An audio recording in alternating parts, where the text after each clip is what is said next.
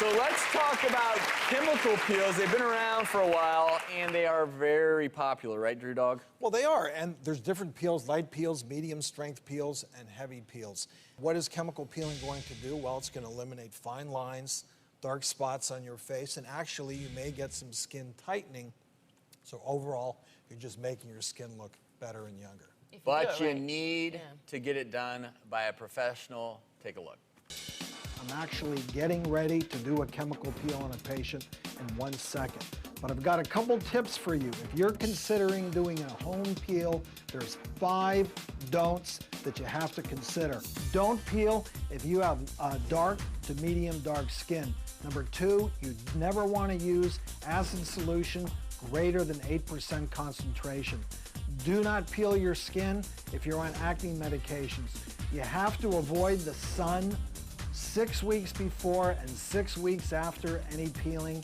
And finally, if you have a history of cold sores, you do not want to do a skin peel on your own skin.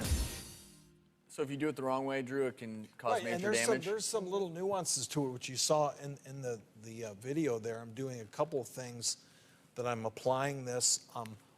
Watching for the right amount of frosting, which tells you that you've reached the right end point as far as how much peeling solution you put on. And finally, you can see here what we call feathering. You don't want to just stop abruptly. See there, you can see the frosting, and it's supposed to be that foggy white appearance. That's telling me that that's the right solution. The eyelid's very thin skin. I did this in about a 30%. And now you're seeing me feather over those crow's feet.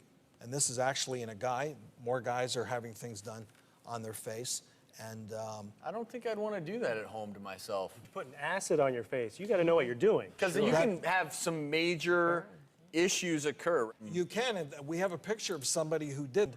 What you see here is that it's uneven. In certain areas, she's light. In other areas, she's dark. She has a very uneven peel. And then what happened in her case, she developed cold sores or herpes blisters on and around her mouth, because that's one of the don'ts that I said. If you have a history of cold sores, you don't want to do your own peel. And she broke out, and those cold sores. So this is her a couple weeks later after that? That's her still a couple weeks later after her peel with that severe herpetic infection, which took a while. And she's not even quite healed yet, is she? No, I mean, it's gonna, for her to be right, may take months with fade creams. Here's a final result in somebody in conjunction with some eyelids that I did a trichloroacetic acid peel on a 30% solution, and this is her, several months later, but you can see that really softened those crow's feet, some of that sun damage, brown spots, and actually got some tightening of that skin around the eye. Thank you, sir, for those tips. Yeah.